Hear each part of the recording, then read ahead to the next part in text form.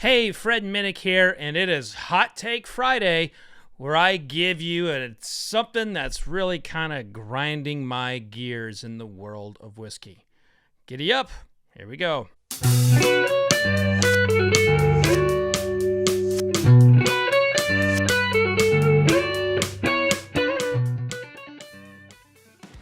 So this week, I want to talk about source whiskey, or what we could call today, Tote Whiskey.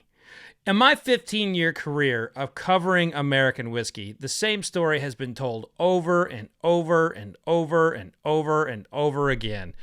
Basically, what happens is that somebody creates a brand.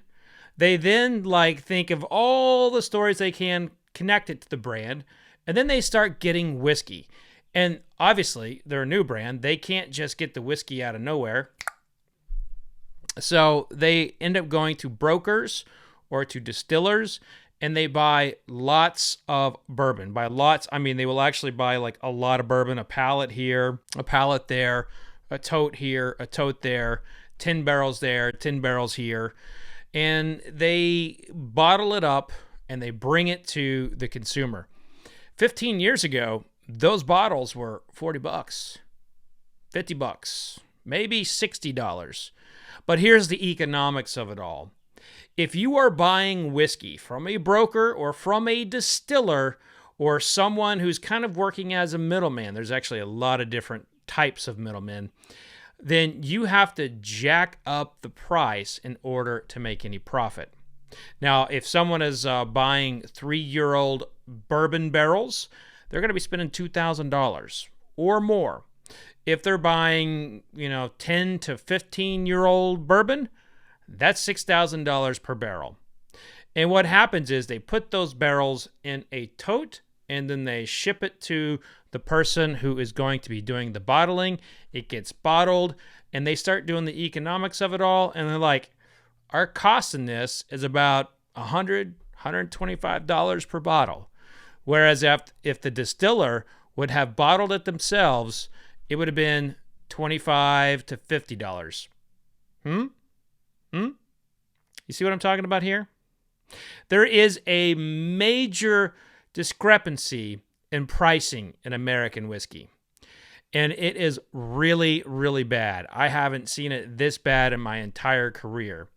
And then you have the secondary market who is fueling the entire conversation about people wanting to get into bourbon because they're like, well, look over here. Johnny is paying $1,200 for this here from 2013. And they're like, well, we got to come out with a bourbon and maybe we can charge $1,200.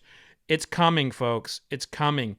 More people are getting into the bourbon game and more people are going to spend ridiculous amounts of money on bourbon that they shouldn't. And here's the thing. I do it too. You probably do it.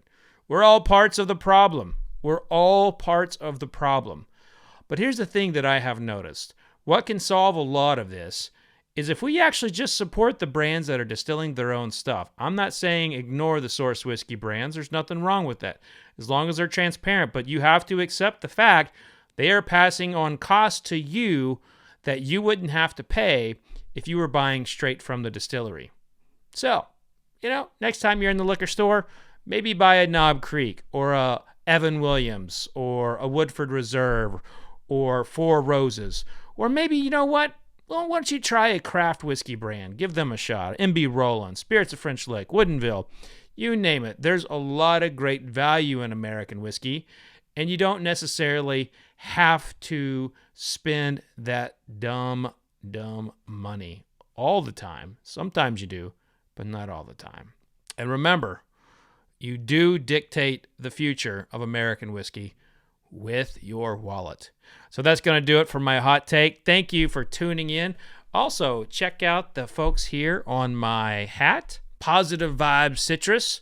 They're not paying me to be on here. I just like wearing cool hats. So if you have a cool hat, you want to send it to me, hit me up on fredminnick.com. I like wearing craft distiller hats and general bar industry hats. And these guys, what they do is they dehydrate oranges, and they are perfect for cocktails. We use them at home.